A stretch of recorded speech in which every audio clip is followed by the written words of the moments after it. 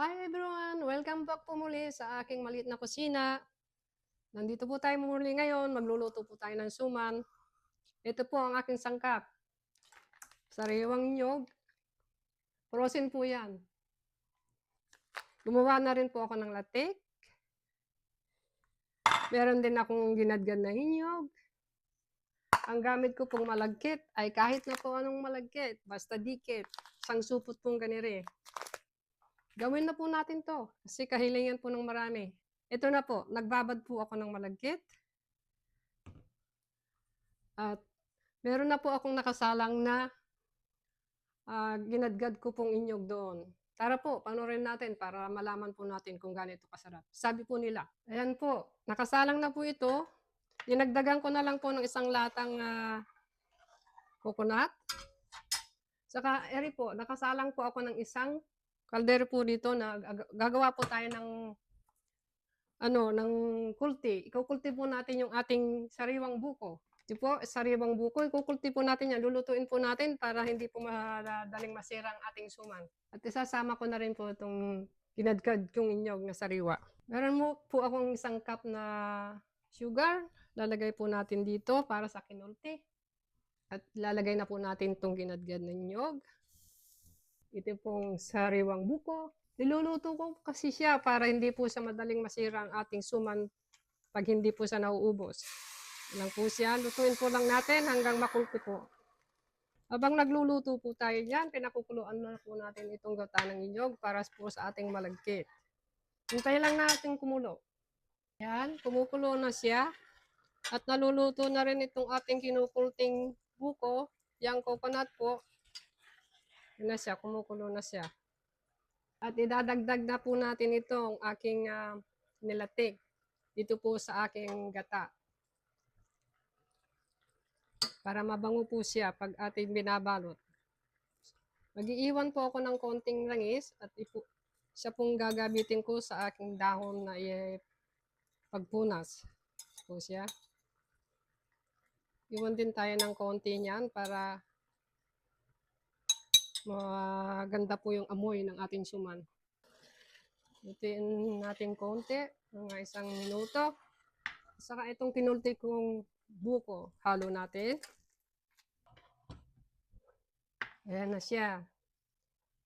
Ito na po ang aking ingredients sa suman na sinasabi nilang masarap. Dadagdag tayo ng 1 teaspoon na asin. Ito po, asin oh. Isang ganito po. At syempre, dagdag po tayo ng sugar dahil mahigit po 1 kilo ang ating lulutuin. Malagkit. 3 cup po. 1, 2, 3. Lusawin po natin siya para pantay po ang pagkaluto niya. Yan. See, naamoy niyo po ba? Mabango po siya. Dahil po sa latik. Di pa natin ilalagay yung malagkit kasi titikman natin kung gaano siya katamis. Kung tama na po ba yung lasa. Tama-tama lang po. Dahil pag inilagay na natin yung malagkit, mabalance na po yung kanyang timpla. Pakuluan na lang po natin ng 1 minuto uli. Saka natin ilagay ang ating malagkit.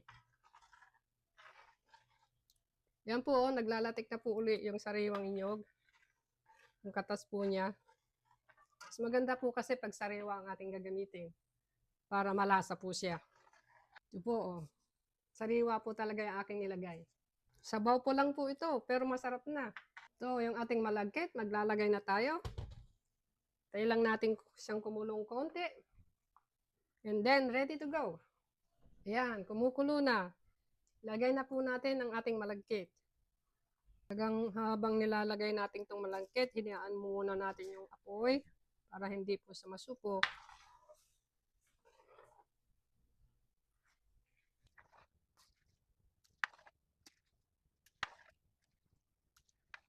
Ganyan sa kahirap gawin, pero po masarap siya. Buhos na natin para madali. Ayan, ganyan po sa karami.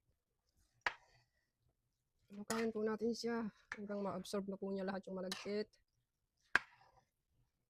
Yan, malapit ang maluto. Mabango po siya. Tingnan po yung kulay. Ganda po niya. Halukay lang po hanggang matuyo po yung kanyang tubig. Halo-halo. Tuyo yung kanyang sabaw. Malapit na. Ito, pwede na po. Okay, ready na ito para balutin sa dahon. Ready na siya. Okay, let's go. Gagawa po tayo ng pagpunas sa dahon ng saging. Meron po akong konting latik po dito ng langis. Nagtira po ako para maghalo po silang dalawa. Buksan po natin ere.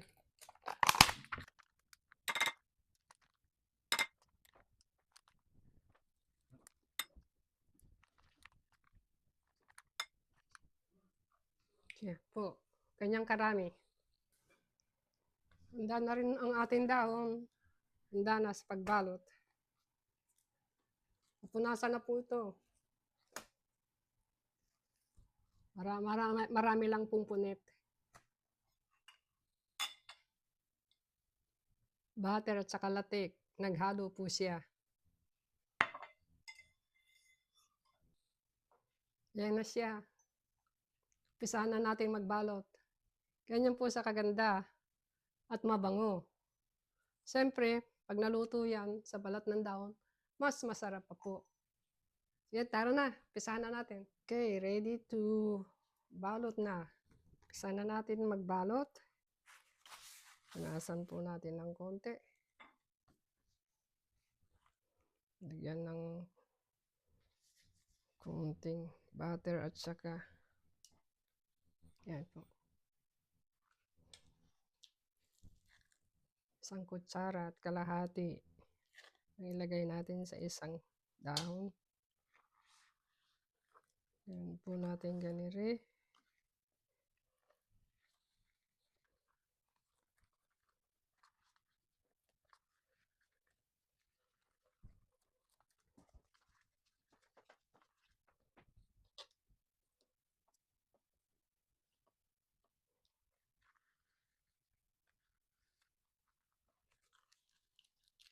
Yan po siya. Yan po sa kalaki. Tapos talian natin ng ganire.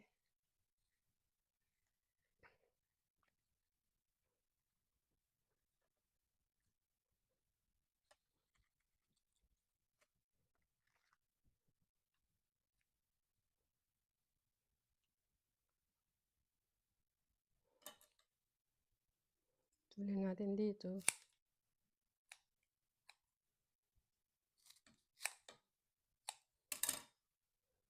Ayan po siya. Gawin lang natin to hanggang matapos. Ayan, panidan ulit. Isang kutsara at kalahati.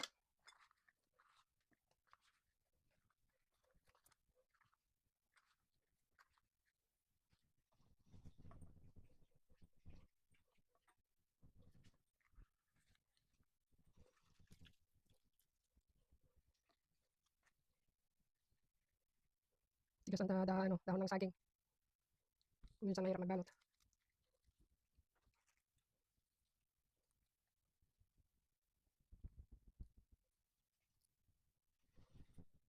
Okay. Minsan bitak po ganyan. Gawin na lang natin, doblehin. Okay. Isang balot ulit. Ayan.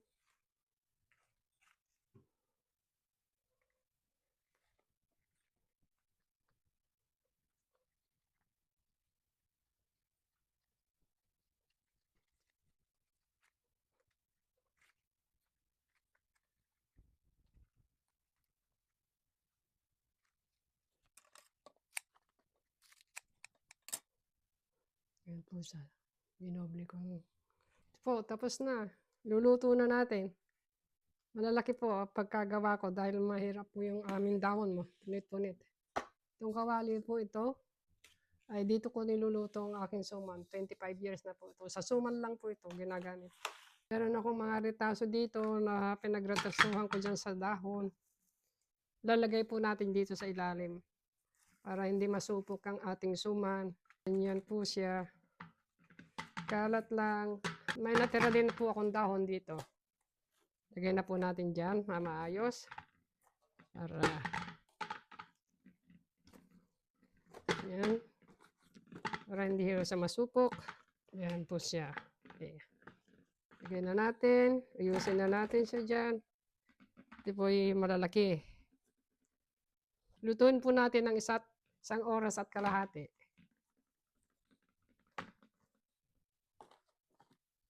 Ito nyo yan, tagpi-tagpi.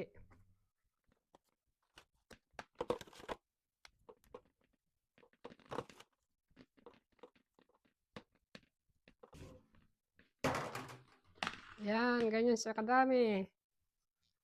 Again, takpan po uli natin ng dahon. Yan po. Saka 3 tasang tubig po ang ilalagay natin. Pag natuyo na yung tubig dito sa pagluto natin sa suman, luto na po yung suman. Lagyan natin ng tubig. Diyan natin sa ilalim.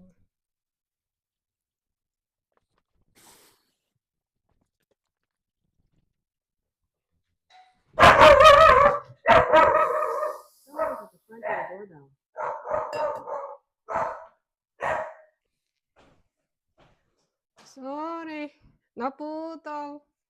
May nagpahingi ng ulam sa kapitbahay. Ituloy po natin uli.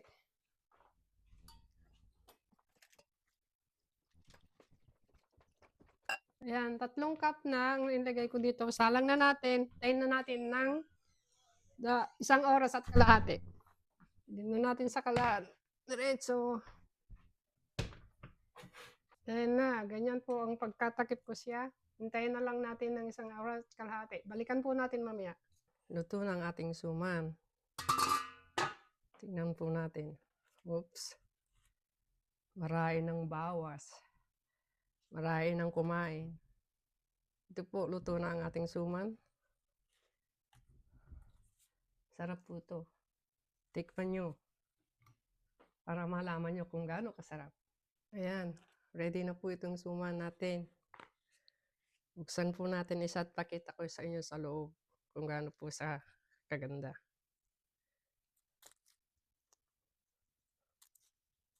Yan po siya. Oh. Diba? Sarap po ito. Gawin nyo po. Madali lang. Kaya lang bigyan niyo ng pagmamahal para lalong maging masarap. Thank you po sa panunood. I-share lang po sa kapitbahay o kaibigan para hindi na po sila masyadong tatanong sa akin. Maraming pong salamat ulit sa panunood. See you po ulit sa next video natin. Maraming pong salamat. Bye-bye.